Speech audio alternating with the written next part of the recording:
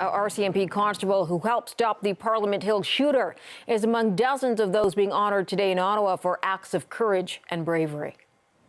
Excellency, Corporal Barrett. Constable Curtis Barrett accepted the Star of Courage from Governor General David Johnston for his role in stopping a deadly shooting on Parliament Hill. Decorations for bravery recognize people who risked their lives to try to save or protect the lives of others. The Star of Courage recognizes acts of courage in circumstances of great peril. And Winnipeg's Lester Lehmann was awarded the Star of Courage for protecting 26 Canadian students in the Dominican Republic in 2014. He joins us now from Ottawa to talk some more about that. Congratulations. Thank you very much. Tell me about what happened in 2014.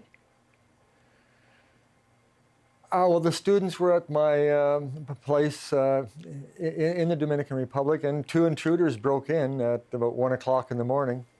And I didn't really realize I was there until I turned around and they both had guns pointed at me. And I thought my best chance was to just, act crazy and go crazy. I didn't think they would shoot at me because I was unarmed. After 2 or 3 minutes, they did finally, they shot several times, and then they cornered me in my bedroom and basically stomped me on the ground and knocked me out, or what they thought was knocked out. And then they left to hold up these the students in the condos. And I grabbed a baseball bat and went after them. They had turned on one of the lights in one of the condos, so they didn't see me coming. Wow. Let me ask you, at the time that this was happening, was it registering to you, or were you just reacting? Well, I guess I was just reacting. You don't really get a chance to think, and everything's going so quickly. The one person was just coming out of the condo as I came around the corner, and I was able to strike him. But the second person came out and ended up putting 10 shots into me. 10 shots? Mm-hmm. I love the way that you say this was very casually, Lester. At the time, it didn't take me long to realize that I was okay. The majority of the shots had just passed through, hadn't hit anything. Actually, there was only 4 of them that did any amount of damage. There was a couple in my knee and one that broke an arm bone. But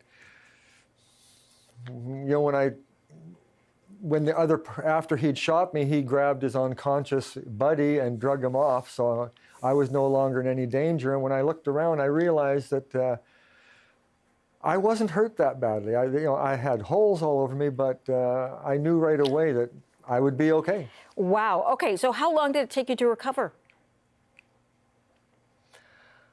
Well, I still walk with a little bit of a limp, and my left hand still doesn't work perfectly. So, I guess I'm still recovering, but it's nothing serious. It's just sort of a reminder of that day. Okay, so let me ask you: were you ever trained in any sort of combat, that kind of thing? No. It was just a reaction.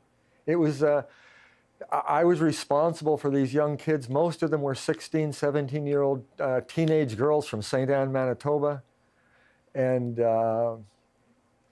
I just, I had to step up, so Were you the teacher or the adult supervisor on the trip? No. I was looking after the apartments they were staying in. I see, okay. So I basically just did something completely irrational, and the universe or fate gave me a pass on it.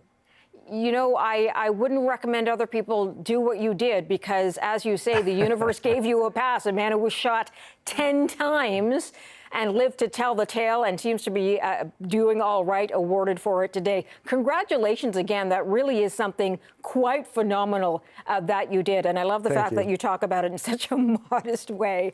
But good for you. Thank you very much. I appreciate that. Have a good evening. Thanks for joining us. Thank you. Good night.